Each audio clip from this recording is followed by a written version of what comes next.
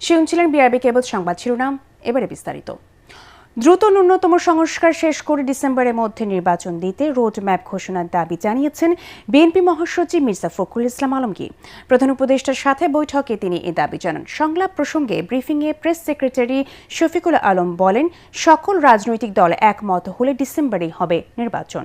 আরও জানাচ্ছেন ইয়াসিন রানা। চলমান রাজনৈতিক পরিস্থিতি নিয়ে প্রধান উপদেষ্টা ডক্টর মোহাম্মদ ইউনূসের সাথে বৈঠক করেন বিএনপি মহাসচিব মির্জা ফখরুল ইসলাম আলমগীরের নেতৃত্বে ৩ সদস্যের প্রতিনিধি দল। বৈঠক শেষে মির্জা ফখরুল ইসলাম বলেন, নির্বাচন বিগত সময়ে বিএনপি নেতাকর্মীদের বিরুদ্ধে হওয়া মিথ্যা মামলা প্রত্যাহার, আওয়ামী লীগের দোসর সরকারে আমলা এবং ব্যাংক ডাকাতদের বিরুদ্ধে ব্যবস্থা গ্রহণ করা সহ নানা ইস্যুতে কথা হয়েছে প্রধান উপদেষ্টার সাথে। এই যে ঘটনাগুলো ঘটেছে এর দায় সরকার এড়াতে পারেন না।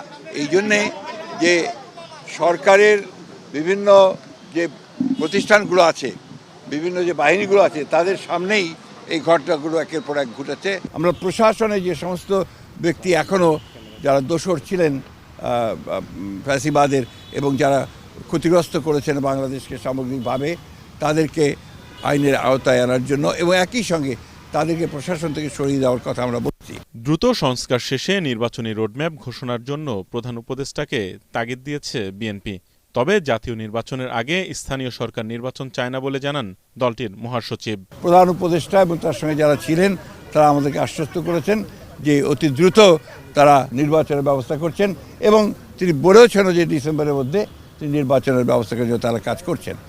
আমরা আশা করব যে জনগণের আশা যেটা আছে, প্রত্যাশা আছে যে অতি দ্রুত এবং একটা রোড ম্যাপ ঘোষণা করবেন তিনি, সেটার মধ্যে দিয়ে আমরা ডিসেম্বরের মধ্যেই নির্বাচন সম্পন্ন হবে বলে আমরা প্রত্যাশা করছি।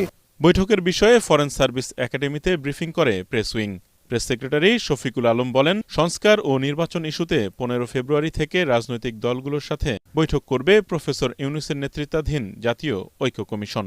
সমস্ত পার্টি মিলে বলে যে না আমরা ডিসেম্বরেই চাই, তো সেক্ষেত্রে সেটা উনি তো বলেছেন, ওনার এমন না যে উনি একটা জায়গায় স্টিক করে আছেন যে না আমি জুনেই করব, এরকম তো আর উনি বলেন না। এটা হচ্ছে পলিটিক্যাল পার্টিগুলো কি এক্সপেকটেশন, তারা কি চায় সেটার উপরেই মূলত এটা ডিপেন্ড করবে। অপারেশন ডেভিল হান্টে কেউ হয়রানির শিকার হবে না বলেও জানান প্রেস সেক্রেটারি। যারা আইন হাতে তুলে নিয়েছিলেন, যারা ক্রাইম করেছেন, যারা এই জুলাই গণহত্যার সাথে জড়িত, আরও আগে যারা গুম খুনের সাথে জড়িত, করাপশনে, তাদের তো বিচার হবে। কিন্তু বাংলাদেশের ভাস্ট মেজরিটি মানুষ তারা আসলে শান্তিপূর্ণ একটা পলিটিক্স করতে চান। আমরা চাই সেই পলিটিক্সের পরিবেশটা শুরু হোক। বিএনপির প্রতিনিধি দল অন্তর্বর্তী সরকারের